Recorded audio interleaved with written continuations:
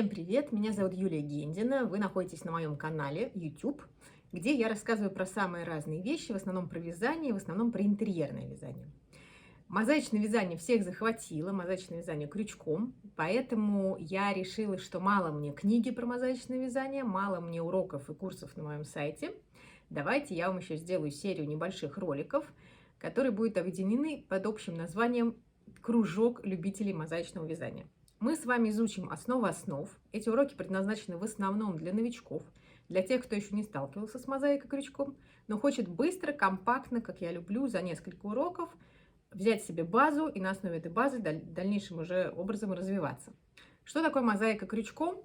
Наверное, самым ярким примером будет вот такой мой плед. Мозаика крючком – это такой ленивый жаккард, который позволяет вообще не париться по поводу смены цвета, все происходит само. Очень много разных орнаментов, вязать очень просто, идеально для новичков, потому что всего 2 столбика в работе, то есть не нужно знать никаких мудреных вещей. И главное, что мозаика универсальна, то есть и пледы, и любые круговые изделия. Вот, например, у меня ноутбук в таком вот чехле, подушки, корзины, что угодно. Мозаика – это очень просто, очень весело, очень универсально, очень прикладное рукоделие.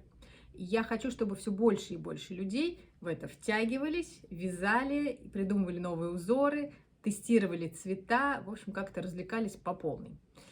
Итак, наш небольшой кружок любителей мозаичного вязания начнется с маленького урока о том, как и с чего начинать. Самый частый ваш вопрос – вот я хочу плед, с чего мне начинать? Вот сегодня мы как раз с вами вместе на небольшом образце свяжем очень простой узор, поймем основы мозаичного вязания, научимся начинать сам процесс, и уже после этого урока вы сможете связать самый простой плед. Итак, вперед! Итак, переходим к практике. Что нам нужно для мозаики? Нам нужны нитки, нам нужна пряжа, минимум 2 цвета. У нас с вами будет отдельный урок потом по цветам, пока мы тренируемся понимать схемы и вязать простые узоры. Я взяла 2 очень контрастных цвета, чтобы рисунок был очень хорошо виден. Что важно в пряже? Не важно, какая она по составу в данном случае, важно, чтобы толщина ее была одинакова. Это позволит полотну быть ровным максимально, не стягиваться, не расширяться, если нитки у вас одинаковой толщины и одинаковых свойств. Поэтому логично брать одну марку пряжи, просто разных цветов. Вот у меня 2 цвета, фиолетовый и горчичный. Еще нам понадобится подходящий под эту пряжу крючок. У меня крючок 5,5, пряжа 210 метров на 100 грамм и ножницы. Больше нам не нужно будет ничего. Еще для вязания нам понадобится схема. Я вам ее распечатала. Вот с такого зигзага мы с вами начнем изучать мозаичное вязание. Давайте посмотрим, как устроена схема. Мы видим нумерацию от угла, вот от единицы влево и от единицы вверх. Эта нумерация обозначает петли, эта нумерация обозначает ряды. Вяжем мозаику мы справа налево. В данном случае мы будем вязать образец для будущего пледа. Плед я вяжу по лицу, то есть с обрывом нити справа и слева. Пусть вас обрыв нити не пугает. Вязать с обрывом нити только по лицевой стороне – это большой кайф, большая терапия. Вам не нужно переворачивать тяжелый плед, рисунок удобно ложится, вам не надо с изнанки смотреть, какой цвет сейчас провязать. А главное, у пледа уже готовая бахрома.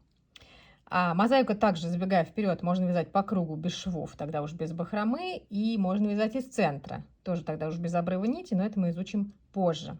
Пока мы вяжем только по лицу. Далее, что надо понимать, что, соответственно, мы вяжем справа налево, нить обрываем, возвращаемся обратно к началу уже следующего ряда. Вот этими темными полосками, которые состоят из 2 клеток, я обозначила кромочные петли.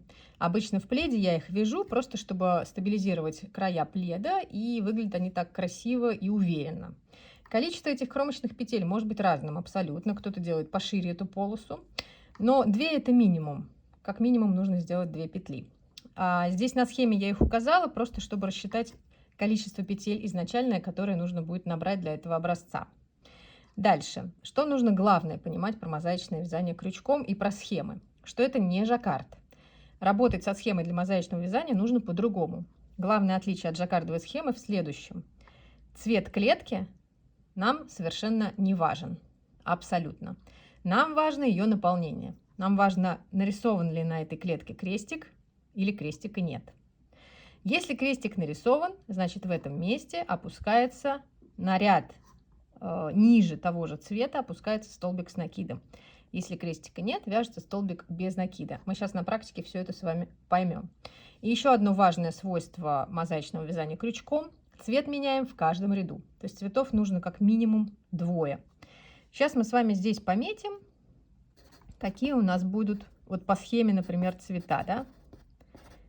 Здесь у нас черный, белый. Здесь будет черный, видите, несмотря на то, что здесь ни одной черной клетки нет. Но, возвращаясь, да, к минуте назад, это не жаккардовая схема. Белый и так далее. То есть у нас здесь цвета должны чередоваться. У нас с вами в реальности не черный и белый, а горчица и фиолетовый. Но я вам здесь пишу эти названия цветов, чтобы вы понимали действительно, что в каждом ряду нужно не забыть поменять цвет. Начнем мы с набора воздушных петель. И здесь мы сейчас решим самый главный вопрос. Сколько же петель набирать? Значит, у нас по схеме, включая кромочные петли, мы видим, что от 1 до 23, 23 петли. То есть сам орнамент занимает 23 минус 4, получается 19 петель, да? Плюс 4, 23. И поскольку мы начнем провязывать нашу цепочку воздушных петель со второй петли от крючка, нам нужно прибавить еще плюс 1. То есть нам нужно набрать 23 плюс 1 петлю. 24 петли. Давайте так и сделаем.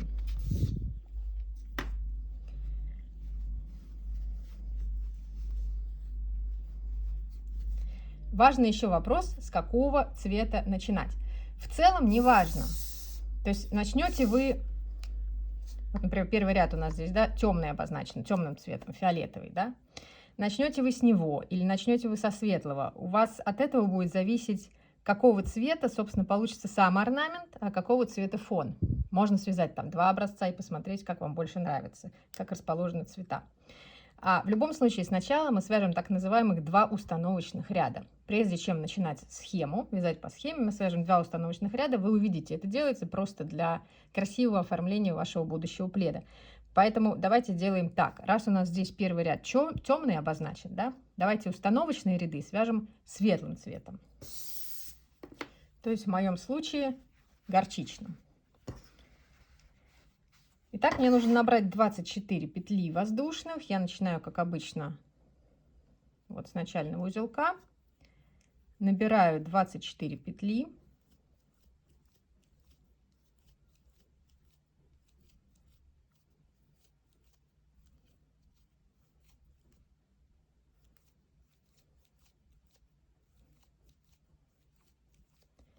Вот я набрала 24 петли.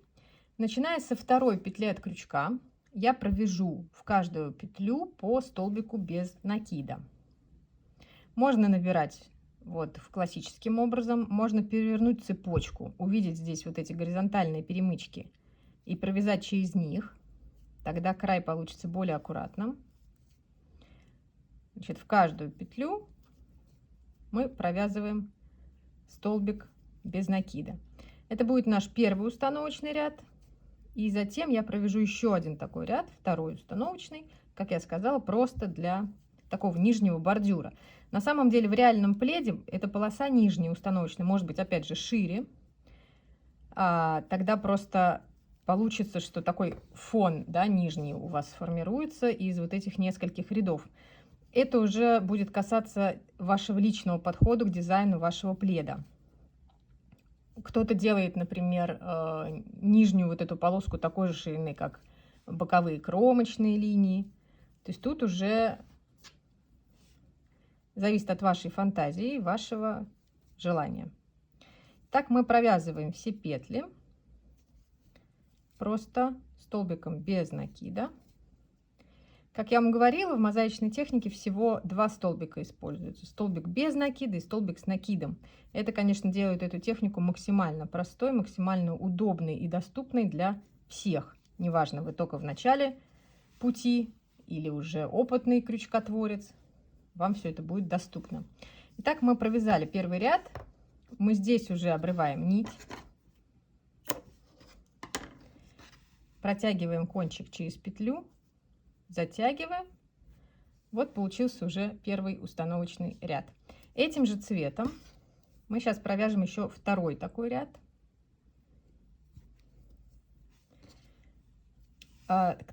Способ, которым я сейчас буду присоединять новый цвет в ряду, мы будем использовать каждый раз, поэтому обратите, пожалуйста, на это внимание. Значит, вот наши первые две кромочные. Мы провязываем сначала за первый столбик, за обе дольки его, столбик без накида. У нас кончик здесь закрепляется сам собой. И во вторую петлю также провязываем столбик без накида. Все остальные столбики, кроме последних двух кромочных, мы всегда, если не указано обратного, будем провязывать столбиком без накида за дальнюю полупетлю. То есть я ввожу крючок только в дальнюю полупетлю. Нужно это для того, чтобы у нас на лицевой части нашего полотна образовались вот такие вот фронтальные перемычки, потому что именно за них мы будем потом в тех местах, где на схеме обозначен крестик, мы будем за них цеплять наши столбики с накидом, тем самым соединяя ряды одного цвета. Не пугайтесь, если это пока звучит для вас не очень понятно. На практике уже через пару минут вы это увидите своими глазами. Итак, когда остается 2 петли, мы их провязываем опять за обе стенки. Тем самым уплотняем чуть края и не даем пледу потом будущему расползтись. Довязали. Обрезаем нить. Протягиваем хвостик. Мы с вами провязали 2 установочных ряда. Теперь можно переходить к схеме. Смотрим первый ряд. Все клетки пустые, крестиков нет. Это значит, мы провязываем опять обычный ряд столбиком без накида за дальнюю стенку. Но уже цвет сейчас поменяем. То есть цвет мы теперь возьмем контрастный. Присоединяем нить к полотну так же, как делали в предыдущий раз. Вот в первый столбик провязываем столбик без накида за обе дольки. Во второй. Дальше все остальные петли провязываем за дальнюю стенку, кроме последних двух. В последние 2 вяжем столбик с накидом, вводя крючок за обе стенки, чтобы были у нас ровные края. В мозаике, конечно, важна еще стабильность полотна, в том смысле, чтобы вы вязали его стабильно от ряда к ряду столбики одинаковой плотности. Это, конечно, достигается практикой.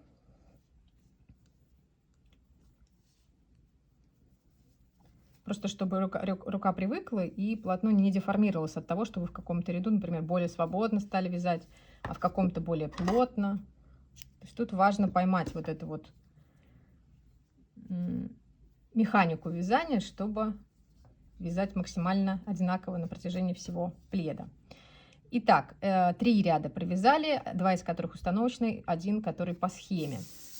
Так, второй ряд у нас по схеме опять пустой. Видите, сделано это специально, чтобы вы потом увидели, как орнамент на фоне лежит. Цвет опять меняем.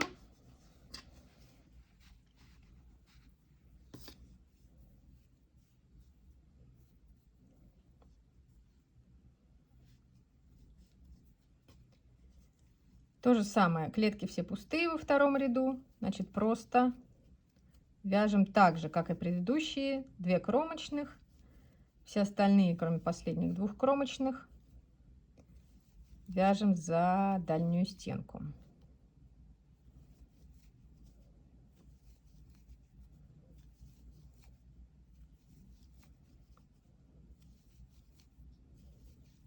Как вы видите, пока все совсем просто и очень обычно.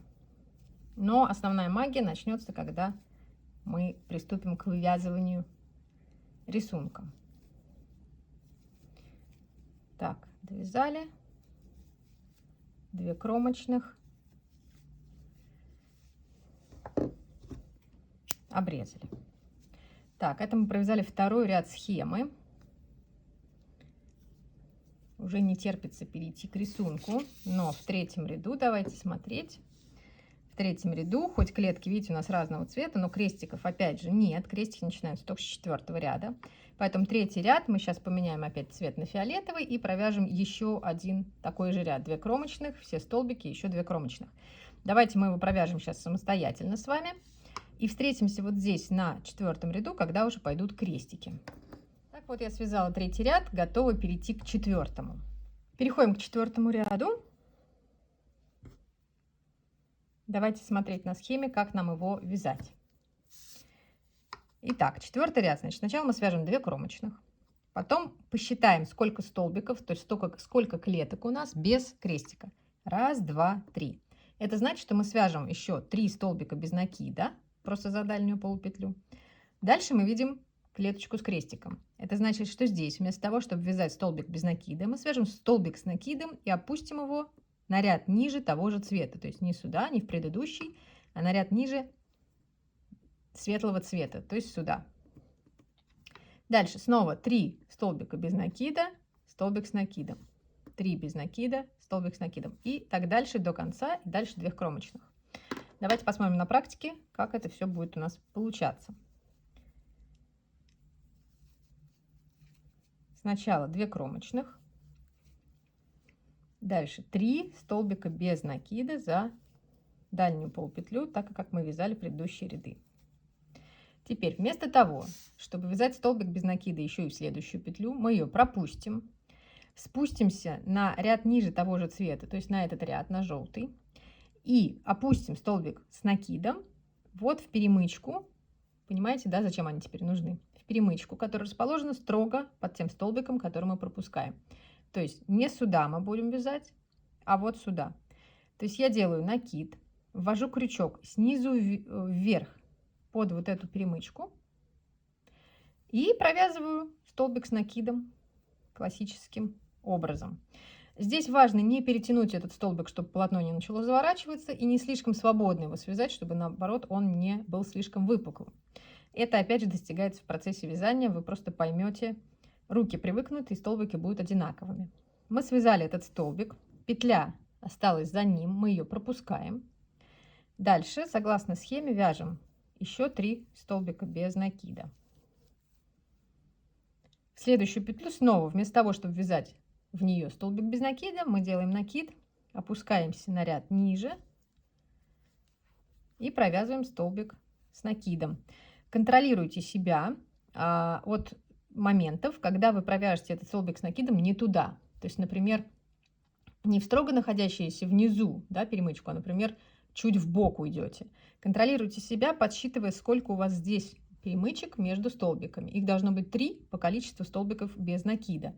Вот они, 1, 2, 3. Это значит, все правильно, потому что столбики у нас должны лежать вертикально. Снова вяжем 3 столбика без накида. 1 с накидом. Снова 3 без накида. 1 столбик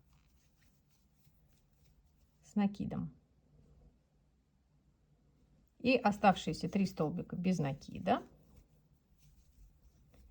И 2 кромочных. 1 и 2. Вот такое у нас получилось полотно.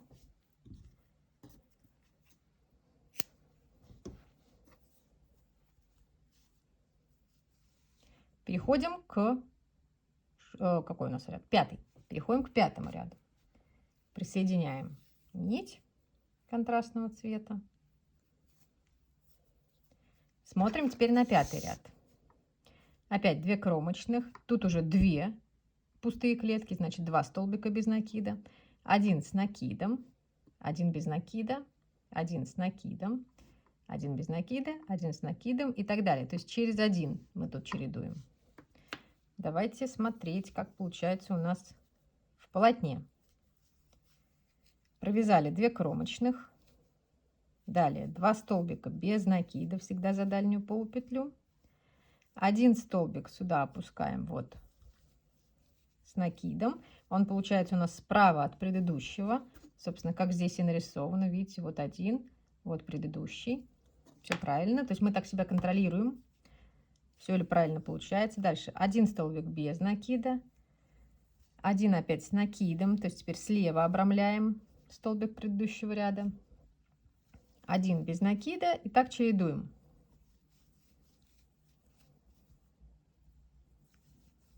Один столбик без накида, один столбик с накидом. Таким образом мы обрамляем справа и слева наши горчичные столбики, которые мы вязали в предыдущем ряду.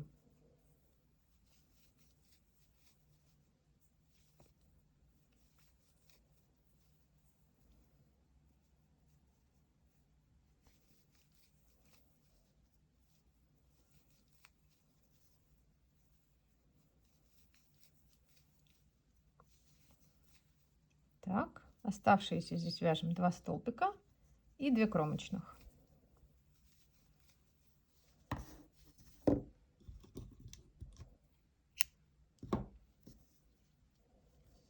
Это мы связали 5-й ряд.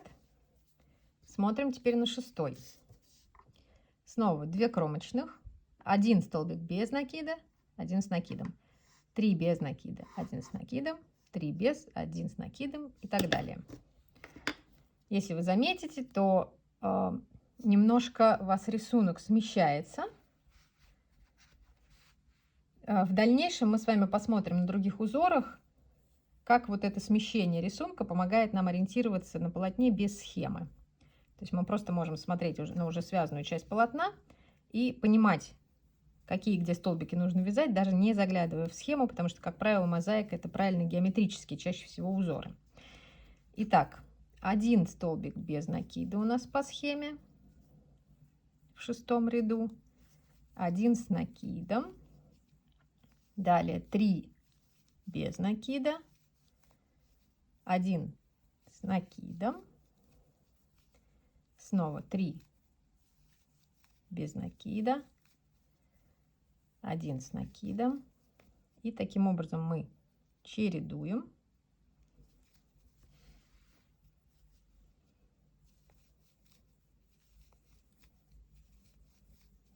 Без накида и